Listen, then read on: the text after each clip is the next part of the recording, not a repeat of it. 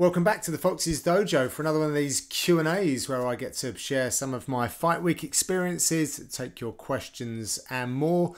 So what's on the agenda for this one? I'm going to talk some Prague.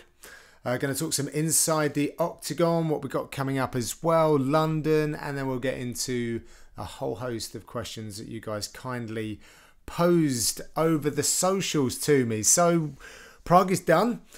What a fight card that was. So I think it was one of those that sort of flew under the radar a little bit. The fans weren't immediately excited, but there's just something about these European events, you know, where they always kind of deliver. And we see some new stars born. A lot of fans get behind it as well in these new territories. So yeah, I was very excited to be over there in Prague, and it was a heck of an experience. Beautiful city. I didn't see a lot of it. I walked out of the building, left, down a road right, and I found myself a nice little restaurant that served my nutritional needs, shall we say. So that was very cool. Did some training though on the road. It's always important to keep that going. And I was training with, of course, my good friend Dan. He's very good to train with. He's very kind to me. He's got one of those 10th Planet games as well. He's all kind of like flexible and screws up into a little ball and then all of a sudden becomes really long and stuff. So yeah, he's got an interesting jiu-jitsu game. But then some other guys from Brazil too. I trained with 2 Brazilian jiu-jitsu black belts from Brazil, and a few guys off of the European circuit as well. So it was very good. Got some good different looks. My neck didn't like it too much. Sometimes the ego comes out. You know, you need to keep that in check a little bit, especially fight week, which is why I don't go in the gi and get like terrible gi burns and stuff like that. So that was quite cool. It's good to get on the road, good to see some of my old friends and get a little jiu-jitsu going as well. Debut event for Dan and I on ESPN in the role of commentary. It is a different show from our perspective, so we prepared hard and I liked it. I thought it went pretty well. Of course, you always get a whole host of feedback from your seniors so that you can improve every time. But on the whole, I thought it was good to get back on the mic after, I think, was it November the last time Dan and I did it, end of November, beginning of December. So, you know, a little bit of ring rust, but we got there in the end. Now, let's get on to some of the standout performances then, shall we? Because there were some. We're going to get on to some questions, I think, which is relevant to this one. But Pedersoli got knocked out. Oh, Jesus. Dwight Grant in the dying seconds of the round as well. Mark Goddard can't seem to be away from these action-packed moments right now. He seems to be quizzed about them, or even if it's not Mark Goddard, apparently, and it's someone else entirely, people are thinking that it's Mark Goddard. So, of course, Mark handling that like a true pro. Pedersoli was out. He was out. That fight wasn't going on, so he was out of it. Good work by Dwight Grant. Gillian Robertson, what a delight she was during fight week. So I get in quite early. I help out producing some of the fight week elements that you see on your telly boxes. And she was so smiley and giggly the whole time. She's just not what you would expect from, you know, a complete badass who's about to get in a war with someone. So it's so different from seeing her during fight week to then what she's like inside that octagon. And she came away with a win, a very good win over Macedo as well, who's excellent ground game. She did the business there. One of the big talking points out that weekend was Piotr Yan, the Russian, the Siberian Russian guy. What am I trying to say? What does he say? He's from Siberia. No mercy. There you go. He had some sort of connotation to Siberia, Siberian something or other. Anyway, I digress. What a performance it was by him. John Dodson, it was great to have him over in Europe. I've respected his work for a long time now, and he's really a true veteran. He's been in there with one of the greatest fighters of all time. So to have him over here and put all of that on the line against a relative newcomer when you look at their resumes, Peter Yan just did the business. God damn, that kid is good. And let me tell you, when you sat in a room with some of these athletes, you get a different energy off of them. You see the way they carry themselves. And even though there's a huge language barrier, Yan is one of those guys. He's definitely different. He's just got this aura about him, this self-confidence that is not shared by absolutely everyone. You see a lot of people talk about it, but there's just something different about Peter Yan, and I'd love to be able to understand what he's saying, because everything goes through a translator. I'd love to go and watch him train as well, because I think that would be quite something. But he really does look like the complete article. So I'm looking forward to seeing what comes up next for him. Oleg Shaychuk, Jesus, the liver shot from hell. John Vellante fell victim to that. I mean, Vollante's super tough. I can't remember how many people have stopped Vellante off the top of my head, but Oleg Shaychuk, that's a massive statement. So congratulations to him. Sad moment with Stefan Struve, well, celebratory moment in that he come from behind win, and a good win as well, getting that arm triangle choke from the top position, which is rare to do. If anyone knows much about jiu-jitsu, angles make strangles, and he didn't really have much of an angle there. But when you are gifted with those physical attributes like Struve is, and maybe things just work differently for him, and he was able to get that tap from the mount, and that was really, really nice. And then said that he's hanging up the gloves, and I think this sport moves along so quickly we forget about the journeys and the backstories to some of these fighters, and Struve's had it really tough, really, really tough. The heart problems that he's had that have plagued him throughout his career, I mean, it's just incredible that he's been able to achieve what he has done. I think he earned about 30% of his heart when he underwent some surgery, but then when he came back, he was stopped from fighting, I think, in the dressing room. So he's really been through it and pulled himself back round. He was facing, a long losses streak, ends in the win column, and then bows out. So good luck to him. He's still a relatively young man, and I'm sure that he'll have many opportunities outside of actual fighting, hopefully within the fight game still. Excited to see what's next for him. And congratulations once again, Stefan. The main event then. Holy moly, that was just a complete role reversal in my eyes. I never thought that it would be Blachowicz that would try and engage in the way that he did. I thought that was what Santos would do to Blachowicz, but they flipped it around, and Santos going backwards, knocking out Blachowicz. That was impressive to say the least. Really, really great work from him. Very patient. I was speaking with Conan Silveira after the fight. They were very happy with Santos and that he listened to his corner. They were very aware of the takedown and ground fighting ability of Blachowicz, and they didn't want none of it. Why would you when you have that kind of power standing up? So big things for him, big things for Maheta in 2019, I feel. And just one last thing, Lucia Pudilova. Now, going into fight week, I wasn't sure how big a star she was in the Czech Republic. She really is the only one we have right now flying the flag. And I was having some lunch, and this gentleman came up to me, and I quizzed him about it, and he said, yeah, she's a big star and everyone's going to get behind her. And the reception she got was just incredible. That place just erupted when she came out. I can't imagine how she felt. Sadly, the result didn't go her way. I think the scorecards were a little harsh towards her. I don't think it was a 30-27 shutout. But, I mean, she's so aggressive, come forward type fighter. Always exciting to watch. Young as well, so hopefully we'll see her again.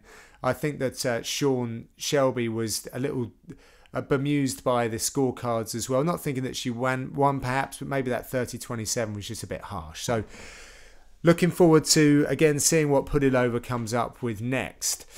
Moving on from there, now I had some great feedback on Twitter after the event. I was actually surprised, again, going into this event. It didn't feel like people were really engaging with Fight Night Prague as much as some of the other events that I've been involved with recently. But on the back end, it was lovely to get so many positive comments from you guys, UFC fans, MMA fans, and it warms my heart, really does. But one thing that upsets me is when I get critiqued by my peers or fighters don't like what I've said, and I'm never going to be able to please everyone always round. Fans colleagues, fighters, etc. And I understand that. But in this particular case, I just wanted to say something, because Corey Anderson, some people were obviously tweeting at Corey Anderson saying that we weren't showing him any love when we were discussing the light heavyweight picture. Now, you don't get the freedom of, like what I'm doing here, as much time as I really want to discuss certain elements. You get like a couple of minutes sandwiched in between fights where you break down certain things, like who's next for the title in the light heavyweight division, or what's everything looking like in the top 10 right now. And my focus going into that was to look at who's active, who's inactive, what fights make sense, and I basically boiled it down to the main event for 235. So Anthony Smith and John Jones are going to be fighting for the title. That's obviously the biggest, most significant one. Then we had Yan and Thiago. They were, what, 4 and 6. And then the other guys that are scheduled to fight are Özdemir and Dominic Reyes, which are just below that in the pecking order. I'm then not considering Gustafsson because I've had no news on whether he's fighting or not. And Corey Anderson had gone on Twitter to say that he wasn't taking fights because he's waiting for the birth of his child, which is incredible, by the way. And I'm really excited for the Anderson household. That they're, from memory, really, really well organised in the way that they go about things. So I'm sure everything's set. And I think it's honourable that fighters will just take a little hiatus to help their partners out through that process, and then be there, I guess, when the baby's, only up to a few months old, because it's super, super tough. You're going to be putting a lot of pressure on yourself trying to satisfy all of those things. So that's really why I wasn't considering Anderson in that melee of what's happening right now. And I stand by that. I don't think I was being unfair. I think it's just realistic. Jones is fighting now. I think, and he wants to be active. So going forward, I can't see that Anderson's going to be fighting in the next, before the summer. So it just don't feel like it's really in the conversation. And then you've got Luke Rockhold that's moving up, a former champion. He's going to find someone, big. He'll probably only want 1 or 2 steps to find himself in a title picture. So he'll be taking big fights. So yeah, apologies to Corey, but they are my reasons, and it does. I only really say these things when I truly care about someone's opinion, and I massively respect Corey Anderson. He's a really good guy. To those of you that haven't met him, I enjoy talking with him about not just his own career, but he's got valued opinions across, the MMA scene as well. So Corey, they are my reasons if you are watching. Moving on from there, Dan and I have been in the studio again. We did another Inside the Octagon. Well, we did 2 Inside the Octagons. We're now starting to try and do them for the European events as well, which has been well received. So thank you for that feedback. We have obviously been calling to do more of those. Dan absolutely loves getting his analysis out there. I love being a part of it, trying to add some value and be the voice of the people, if you like, in trying to open up Dan in the very best way and help understand what Dan thinks might happen in these fights. Not what will happen necessarily, it's Dan's analysis. That's what we've got to remember sometimes before we all get on his case if he hasn't predicted the right fights or what have you. You can only take a look at what's been presented, like factually what people have done, and then how they blend together in terms of the matchmaking. So that's been great, and we've seen really big numbers already for our UFC 235 breakdown. So thank you to everyone that's been watching that and sharing it and commenting. We really do appreciate it. They're really good fun, and both Dan and I are really passionate about doing these. We think they hold a place now in Fight Week. We think they hold a place in terms of the education and helping people really understand technique a little bit better, strategy, and just how difficult some of the nuances of MMA are, and then appreciate some of the absolute brilliance which is often overlooked. And it's only when you get people like Dan that will slow it down and watch 50 fights in slow motion getting ready for this. So as I watch these fights as well, I use that slow motion button, but of course Dan is an expert at this, and he sees stuff, way more stuff than I do, which is why he's in the other seat. But it's great to watch the fights myself and then get that added layer from Dan and just really kind of open it up and see what's happening and what might happen coming up in the next fight. So they are obviously going to be continuing, and we're very happy to be doing those. So keep on sharing them, keep on giving us your feedback, and the extra show as well. Inside the Octagon Extra gives you guys an opportunity to get involved. It's like quick fire rounds where I throw stuff to Dan and we both weigh in on those questions. Before I went to Prague, I was out in the field producing features for the UFC, and I went to visit with Leon Edwards over in Birmingham. He's looking fantastic, in fine form. That was good. He was on the mat with Tom Breeze and a bunch of guys over in Birmingham. That scene over there is really bubbling along nicely. The guys at Team Renegade, really high level. Lots of big guys, actually, as well as a few smaller ones, but some really sort of welterweight, middleweight guys. Seems like there was a lot around that sort of weight class, which is great for the likes of Tom Breeze and Leon Edwards. So he's looking forward to his fight with Gunnar Nelson. I saw him grappling. I think he's got a really nice grappling game. Does Edwards, does Rocky. I know we're used to seeing him using these, but he is no slouch on the floor. Do I think he should take it to the floor and test himself against Nelson? No, not necessarily.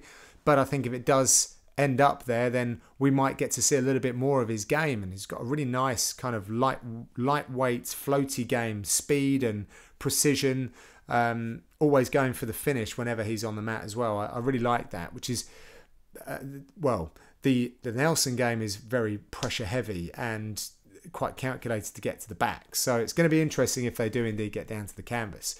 Then I went to see my old mate Darren Till over in the Peel, Liverpool. And that was, I mean, every time I go down there, that was incredible to watch those guys train. They train with such intensity. I got down there for sparring, and Darren was flipping between a pro boxer and then MMA sparring with the team, putting him in under different types of pressure. So that was fascinating to see how he reacted, and then speaking to Colin Heron, his coach, like, why are you doing that? So more about that in the commentary. Don't want to blow all my best lines now, do I?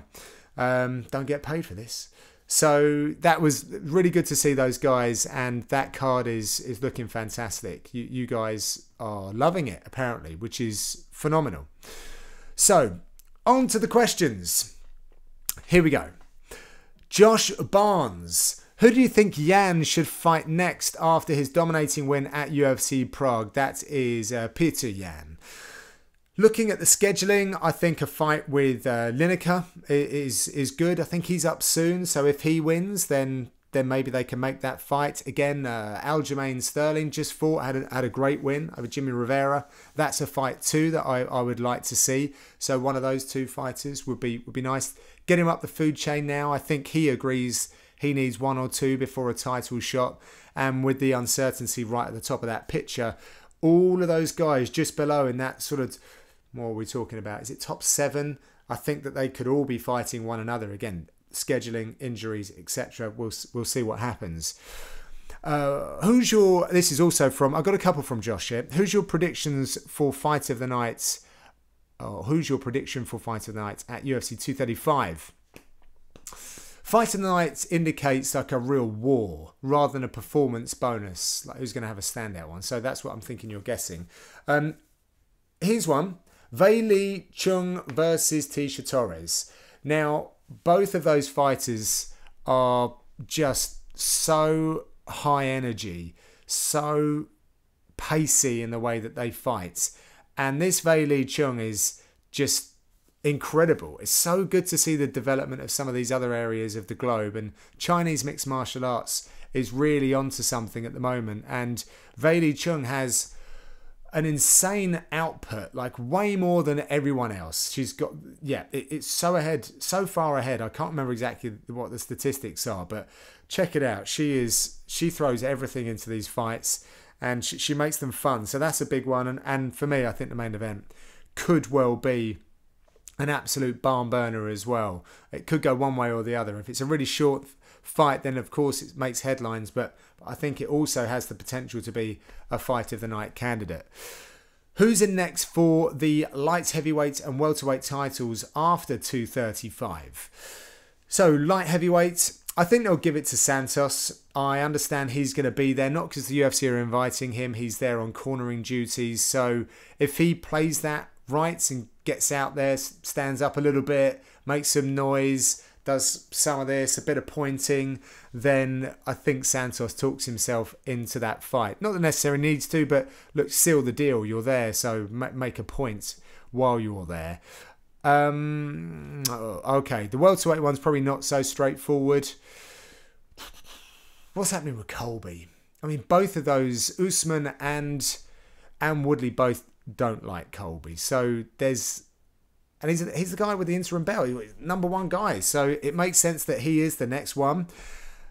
And then there's a lot of maths that goes on here. So if Till and Usman both win, I think maybe give Till a shot at the title again. But if Woodley wins, I'm not sure about that. I'm not sure if that fight for Till immediately earns him another title shot against Woodley, especially the way in which it finished. With an Usman win, and if Wonderboy gets past Showtime, that's a fight to make, isn't it? I mean, Wonderboy's right there, 2 very close fights with the champion. So you got that, but then if Showtime wins and Woodley wins, is that a fight to make? Could Showtime get a title shot in another weight class? I mean, they're all storylines, aren't they? And because of their ranking, they're all right there. Right, moving on to, I'm going to get this wrong, Freja MMA. Sorry if I pronounce it wrong. Why the sniffing of the gloves at UFC Prague? I think he or she is referring to. I don't know, is the honest answer. I made a couple of calls on this one and no one was giving me anything serious. I won't repeat what people were saying. You can imagine when you ask people why they were sniffing gloves on the weekend. The only thing I would say is that referees, octagon officials, they use all of their senses to see whether fighters are indeed safe or going in and there's anything that needs adjusting, like the wrong kind of uniform, nails, whatever. So if you're smelling something on gloves as well, because there might be some sort of agent that's on there that could affect the fight in any way, then why not? So you're looking at stuff, you're hearing for stuff in the fight. Why not use the other sense as well? That's what I'm saying. Cage coverage. What do you make of Max versus Dustin for the interim belt at UFC 236? Do you think an interim title is warranted in this type of situation as opposed to other interim title fights we've seen in years past? Keep up the great work. I intend to. Thank you. So, Khabib is out. Both of these fighters want it.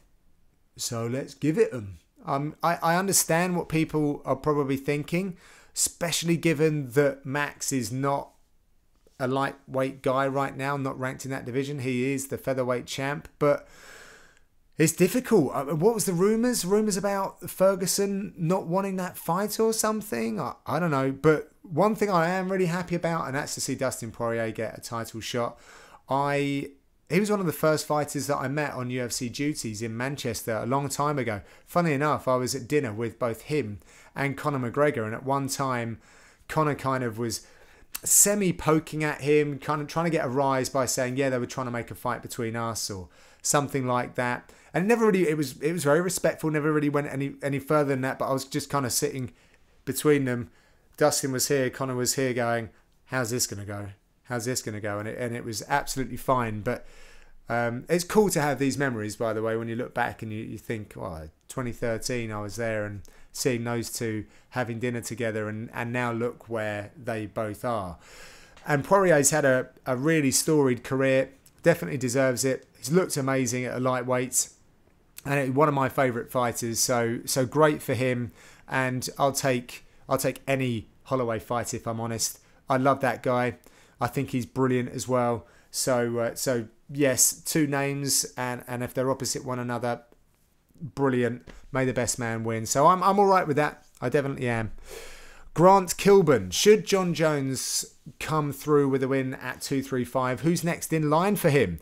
Do you think he moves to heavyweight for his next fight? So we were talking a little bit about that earlier. I think that Thiago Santos will be the guy who's next up there. Fresh meat and all that. That's, again, yes, if indeed he gets past Smith, which, you know, the betting odds are saying very much that he is, what is he, a -1,000 favourite? That's huge. But yes, Thiago Santos, what a story it is. He's hot right now.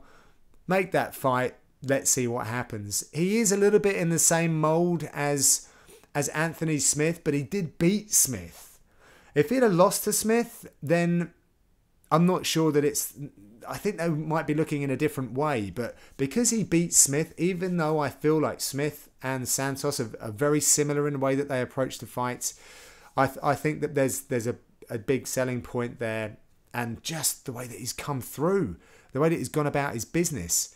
Yeah, get him in front of Jones and see how he can trouble Jones, if indeed it is Jones that is wearing the gold. Oh, a little caveat there. Do you think Jones moves to heavyweight for his next fight? I don't.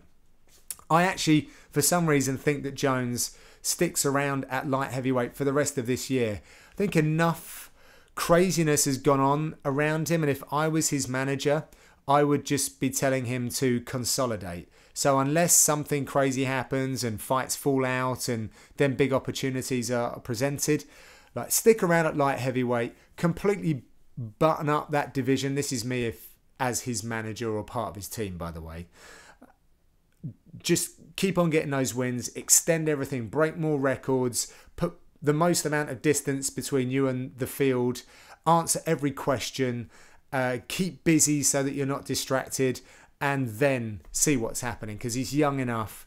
And then we're also going to see what unfolds between the heavyweight guys. What's going to happen with DC? Like, Ngannou's looking incredible. Brock Lesnar, Miocic. What's happening right now? I think it's going to take a few months before we see some signatures on paper to get some really big bouts to then generate some interest. So, Badham, what do you think the main and co-main will be for International Fight Week? Oh, that's a big question. I'm not very good at this matchmaking stuff. Any rumours you've heard? Or just a prediction from yourself? Okay, I'm just going to predict stuff then, because I don't tend to hear rumours, if I'm honest. Well, Jones apparently wants to be really active, so he's fighting now. Where are we? Kind of March. Maybe they'll hold him off. Maybe they hold him off till the summer. That will still allow him to be... regular, right? So he might be able to get 4 fights in the year still. If then he fights at the New Year's card. So if he gets International Fight with a New Year's card and then fights somewhere in autumn, that's a busy year for Mr. Jones, whichever way it goes, if he's the belt holder or coming back. So Jones to fights, that would be good. McGregor's got to come back. Something tells me that they're going to hold that off until International Fight Week. Of course, Khabib is out till November. Well, unofficially out for November. That's what he's saying. I think he's actually eligible to fight on the day that I expect International Fight Week to be, which is what, like July 6th, I think, comes to mind. So he could be on there, but he was trying to honour his teammates because they're out for a year. I think we might see him back in November, which is, what, maybe a New York trip, something like that. I would like to see Nunes fight at International Fight Week. Whether she goes up against Cyborg again, I think she's voiced maybe trying to fight Holly Holm, so that would be good. DC, where's DC? That's a good time for him to come back. It allows some unfolding of the heavyweight division as well, although Miocic is ready to go right now, so that's a fight that could headline in the run-up. But again, I just get this feeling that DC's in no great hurry to come back. There's that whole retirement thing as well. I don't know, but maybe we'll see him there. And of course, the welterweight title could be contested there as well, whoever may hold that. If it's Woodley, he's not out there all the time, so that's enough time off for him to then come back. He can get in a couple of movies, release a few more tracks, and do some of the stuff that he likes to do outside of the fight game. And if he is still the champion, then he can defend in the summer. Again, if it's Usman, then that gives him some time as the champion to go away and kind of bathe in the gold, and then see who he's got in the summer as well. Right, we've got another one from Badham here. Has Pedasoli's gum shield been found yet? Nice one. Yeah, I think 3 people have parts of Pedisoli's gum shield that was sitting at least 4 rows away, apparently, from the octagon as well. So that was pretty brutal. It's so dramatic when the gum shield flies out the mouth, right? It's worse than spit and all the rest of it, and blood sometimes. It's just, oh God, yeah, doesn't bear thinking about. Anyone that's sparred, and we'll stop there. Anthony Morrow, how much do you want to see a Johnny Walker versus Santos title eliminator? Not right now, if I'm honest. Everyone is pushing this kid so hard, and I think this fight with Serkinov has come too soon. This is a massive fight. Misha Serkinov he's 1 or 2 fights away from fighting for the title if he gets it right. Genuinely got the skill set to do it. He's just been really unlucky. So I know that Walker's looked incredible coming in, and I know that he's in that same mould again of Thiago Santos. I know why you're saying it, but we're overlooking some really big names here, and I can see Corey Anderson about to kick the door down to the Fox's dojo and say, "You're doing it again, son. Where's my name in all of this?" And there's many others too. So I don't think right now. I think it's too soon. And I also think that Thiago is a little ahead and is ready for that fight straight away. Because who else do they put there? So no. Johnny Walker, I think, needs another one. But I really don't know how he's going to get on against Serkinov. Scroobius Pip, what's going on? Top to bottom, is this the best UFC London card so far? I know there have been bigger individual matches, but even a lot of those bigger in... excuse me. This is my bad reading, by the way. But even a lot of those are bigger in hindsight than they were at the time. We didn't know Meyer and Sonnen that well back then, etc. So a lot of UK cards have been really good. Some of the Manchester events have been mind-blowing, and we've been in Birmingham and Nottingham as well. London... There's always been something about London, and the fans, you guys, have never truly been satisfied. I think because the UFC set their stall out, and it was kind of one of the first destinations outside of North America, maybe Japan and then London. They've obviously invested heavily here, so then when the fight cards, in fans' opinions, haven't delivered, there's been a lot of noise for it. But there have been some really good ones. We got a title fight, UFC 75, was it 95 maybe? Yeah, Hardy was on that one. Terry Etim, I think that was the one as well where you're talking about Meyer and Sonnen. I think JDS as well. UFC 120 was a big card, but I think a lot of people had problems with that as well. They weren't truly satisfied, but that might have done like 17,000 or something at the O2. So really big numbers, broke a load of records. But I honestly don't know why this card has been so celebrated. And I'm not saying that in a bad way, trying to be negative about this card. I sometimes look at cards gone by where I'm like, why are we upset? We're seeing the development of the local scene, UK and Europe, and we're getting some people from abroad come over too, and I thought that's what everyone wanted, but not necessarily. They bring out, we've had title fights before and things of that nature. And also going back, I think they've also put like Chuck Liddell down before on London, and it didn't quite happen. So big names have been promised and haven't come through. And now we've got Darren Till, who is coming off of a loss, but you guys seem so happy that he's right there. And then we got this other big welterweight welterweight fight, top ranked, between Leon Edwards and Gunnar Nelson, which is great. And we're starting to see a few more narratives build around like Till and Edwards. Maybe that's a fight that happens in the future too. Plus, going down the fight card, it hasn't got a lot of people coming over from the States. We've got a lot of infighting in Europe, and everyone's loving that. So I'm like, great. That's fantastic. I've always been a little bit confused when people are saying it's like a glorified Cage Warriors or BAMMA event, because, you know, these athletes have gone through that and been promoted to the upper echelons of the game, the brightest lights of the UFC.